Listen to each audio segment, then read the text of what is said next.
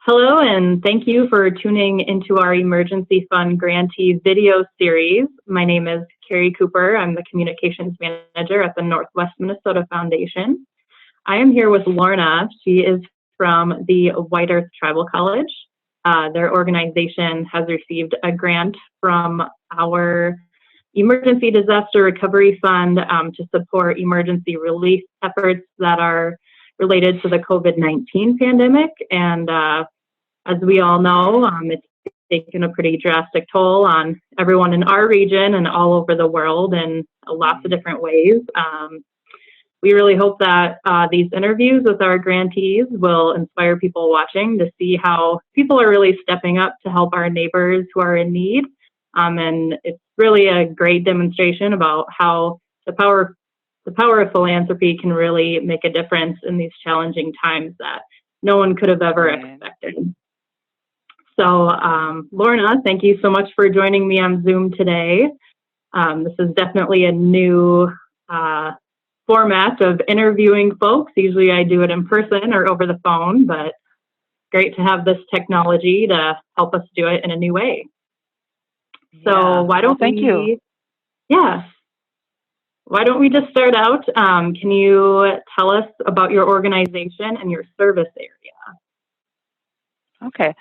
So again, my name is Lorna Legoo, and I'm president of the White Earth Tribal and Community College. We're located in Mahnomen. The mission of our college is to be an institution of higher learning dedicated to academic excellence, grounded in Anishinaabe culture, values, and traditions. We've been in the Mahnomen community for 23 years, actually. We are an accredited institution. We're accredited by the HLC. So that means we have to meet specific criteria and ensure we maintain academic rigor so that our credits earned by the students that coming to our college can be transferred to any other college anywhere. Right now we offer the AA degree, associate's degree, and we also provide many free community workshops throughout the academic year and the summer, day, night, mornings, all the time. We have an extension office and a cultural department that provide a great service to our community. We've recently added a new customized ed department to help focus on workforce development for our community as well. So at our college, we have open enrollment for everyone. We invite anyone to come and attend the college in Mahnomen. Right now we have about 120 students attending our regular classes, our academic classes. 99% of our students are Pell Grant eligible. And over 65% of our students are first generation college students. So a lot of them come to us with goals of bettering their families and opportunities that they haven't had. We also offer PSEO options. We have 5 students who are actually high school students who are starting their degree with us at the college. And it's really unique, but last year we actually had one student who received her AA degree before she actually received her high school diploma. So that was really awesome. It was just a matter of a couple days. Oh, yeah. Unique. Yeah, it's very nice. Many of our students are older than average. Many have children at home. Some are also taking classes while they work. They're trying to better their skills and their work opportunities. And overall, our student body ranges in age from 16 to almost 80. Is our oldest student is almost 80 years old. Yeah. So our classes are infused with the Anishinaabe teachings. While we encourage all of our courses to meet academic rigor and academic standards, we're also helping people learn more about their language, their traditions, and their culture. And on the White Earth Reservation here where we are located, there's really not any place else anybody can go and do that because we don't have language speakers with us any longer. So we're trying to reinvigorate a lot of those things that so many people don't have the opportunity to learn from elders anymore. So we're pretty diverse. We're very involved in the community. We're very proactive in the community. And our whole purpose is to serve the community, and that we have no boundaries. So we whoever comes to us, we try to work with wherever they're at. That's wonderful. Yeah, that's great. I've been to Monoman a few times for different work-related things, and we actually had one of our board meetings hosted on your campus, and it's a stunning, Oh, stunning campus. Like, I yeah. remember walking around and all the classrooms, and it's just pretty, and you guys have so much artwork everywhere. And so if anyone is ever in the Monoman area, definitely stop by the White Earth Tribal College because it's beautiful and it's worth seeing in person, that's for sure. Yeah, we're blessed. It is a beautiful building that we have. We when we get to go to work again, we really can Right, fit right yeah, into I'm sure you miss it now. it. Yeah, definitely a gorgeous building, and we're always our doors are always open for anyone to stop by. Definitely. Hmm. Awesome. So, how has this COVID-19 pandemic affected your college and all of the people that you serve on a regular basis? It I don't even know how to describe it. It's had such a tremendous impact on all of us. And I know it's beyond even our college. Everyone is impacted. Um, but at our college, most of our classes are delivered in person. So coming to campus every day is really a big part of going to college there. We offer daily support services for our students. We provide meals on campus for our students. There's a lot of things that happen to support our students on campus. Some students even would come to the college on days when they didn't even have classes, just to have that supportive environment. It's a safe place to go for everybody, and we know everybody on a first name basis. They know us as far as the staff and administration that's there. So we're really like a big family that comes together there, and whatever is going on with a student at their home, they know they can come to the college and be safe and be supported there. So our campus offered a lot of security and support service. Um, Unfortunately, when COVID started, we completely closed on March 16th. We had to cancel that first week of classes, and we were kind of lucky because the next week was actually a scheduled spring break anyway. So that gave us 2 weeks, and we transitioned all of our staff to telework. They've been all home working, and we moved all of our classes online. Wow. So every aspect of our college changed literally in a matter of just a couple days. Um, we're pleased that we were able to keep all of our staff employed. We did have to give some new duties and things that they couldn't keep busy on campus obviously anymore, but we were able to keep all of our staff employed. And many of our staff right now are spending their day reaching out to students because that's our focus is student retention and trying to get students through the next couple weeks yet left of the semester. So we're on the phone, we're on emails, and we're even catching them on social media and trying everything that we can to keep students engaged. Um, it's such a difficult time for all of us right now, and at the college, especially, we're dealing with students who were only an alternator away from dropping out of school before anyway. And then you throw this crisis, a pandemic, where the whole world is impacted by it. And so we know that school is probably one of the things that is going to be at the top of the list to be given up when things get going too tough. So we're trying really hard to continue to provide the support that we always provided on campus, but now we can't see them face to face, and we're doing the phone calls and the reaching out and encouraging everyone as much as we can to continue with we've only got a couple of weeks left now, so they've gone this far. Don't lose it now. Let's hang with it. Yeah. Let's get through it. So that's our primary focus right now is getting all of the students that we can through the semester even with the struggles that they have and that we have all around us. Sure. with the emergency disaster recovery grant that you received from us, what do you guys plan to do with that funding to help serve your community in this time? I'll tell you what, that funding was a blessing for us. Actually, for our students, it was a big blessing because so many of our students didn't have computers and didn't have internet service at their homes. So to consider trying to switch courses to online was impossible without the tools that they needed to do it.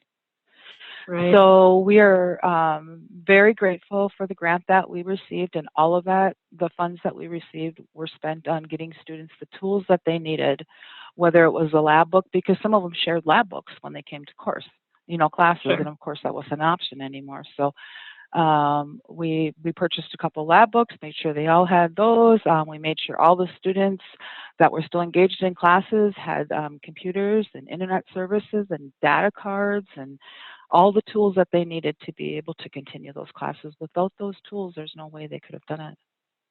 For sure. There's just no, they could not have. So the grant was definitely a blessing for the students at Whitworth Tribal and Community College. The transition to online has been really a struggle for all of us. But for many of us, we were used to even having a computer. I'm used to using a computer in my work. I use a computer all day long. But we had some students who didn't have those technical skills, and we couldn't sit next to them and say, okay, this is how you use this computer. So we had staff on the phone stepping them through it. This is what you need to do, and walking them through every step of the way. So I think all in all, everything went as smooth as it possibly could have, considering the situation. Right. But again, the grant was such a help to our students, because without that, I don't know how we would have gotten them the tools that they needed to even be able to do online classes. Right.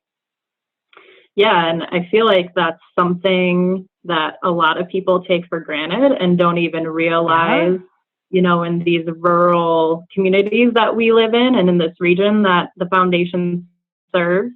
We heard so much, when this whole thing first started happening, and even with all of the K through 12 schools that were being shut down and ordered to close due to the state mandate, people who live anywhere from St. Cloud south can't imagine what it's like to not have broadband access and to not have a computer at home. And that's such a reality for a lot of people in our region. And so, to say, everyone has to stay home, work from home, use technology, it's easy to say if you have those tools available. And so, yeah, this is kind of a unique challenge for, I think that people don't even realize is a challenge for rural communities like Mahnomen or anywhere else around the Northwest region. So it's great that you guys are able to be responsive and, know your community and know the students you serve and be able to, like you said, give them the tools they need to be successful when we are in uncharted territory and don't know how long this is going to last. But if they can stay connected with the college and stay connected with their peers and their mentors at the school, how important, especially now. So that's awesome. Right. Yeah. We are physically distant, but digitally connected as much as we can be. But again, if we hadn't had that grant, I don't know what we would have done to be able, because there's some areas without cell phone service. We're so rural. Yeah, it was challenging. So that we were very grateful for that, because that was a huge relief, because without those tools, there's no way those students could have ever taken online classes. Right. So for people who are watching and maybe live in the area or are want to pitch in and help out in any way they can, how would you suggest people either donate their time or their money to the efforts that the college has going on. Yeah. So Whiteearth Tribal and Community College is registered with the giveminnesota.org. We're on that website. And there's also a link to that on the bottom of our own web page as well. So wetcc.edu. And either one of those would work great. Or just give us a call or contact us, and we're always interested in talking to anyone and everyone. Perfect. All right. Is there anything else you want people to know about what you guys have going on, or any other updates that you think is important? Well, I know we talked a little bit about the rural area, but I think geographically to describe it a little bit. So where the Whiteearth Reservation is in northwest Minnesota, and where our college is located right now, we have some of the highest unemployment in the entire state here. We have some of the highest poverty in the entire state here. Our college, we're about 70 miles in any direction from any other college opportunity. So we are serving such an unmet need here in this community. Without our college here, I don't know, again, if you're dealing with poverty and unemployment, and how can you think of driving 70 miles one way to get to classes? So our school serves such an unmet need. And I wouldn't do our school justice if I didn't brag about a couple of our students, because I have a couple graduating this spring, and I have one that has already decided that he is going to finish his 2-year degree with us, and he's already been accepted in med school. He is going to go on and be a doctor. And I have another one that is finishing up his last semester with us right now. And he also are not only been accepted at another school, but he's taking credits at another school too. His credit load is like unbelievable this semester. Wow. But he's got his sights set on his MBA. And these students they're just shining examples of the opportunity that this college provides for people on this reservation. So yeah, I can't say enough about our students. It's so amazing to watch day one when they come in for orientation, and they're kind of quiet and unsure, and really sometimes feel inadequate and unprepared to be there. And to watch the transformation expire over the first semester and the first year, and the growth that happens with them, and the opportunities that we can see them looking forward to after we've spent some time with them is just amazing. So we're very proud of our students, all of them. Yeah. Well, that's great. And yeah, like I said, it's such an important asset that, we have a couple different, like you said, higher education institutions in our region, and Whiteearth Tribal College is definitely one of those awesome resources that people have. And, for so many people, college means so much more than what happens in the classroom. And, the more we can provide access to those resources and access to that community that people bond with, and their peers, and the people they look up to, their teachers, that's just so important and helps people get through their hard times and inspires them to go on, like the students that you mentioned. So on behalf of the foundation, I just want to thank you too for your leadership and the work you're doing at the college and in your community. It's really great to see people in our region really stepping up to help people who really need it. So. Well, thank you, and thank the foundation too for the generous grant to help those students, because we don't do it alone. It takes a whole team.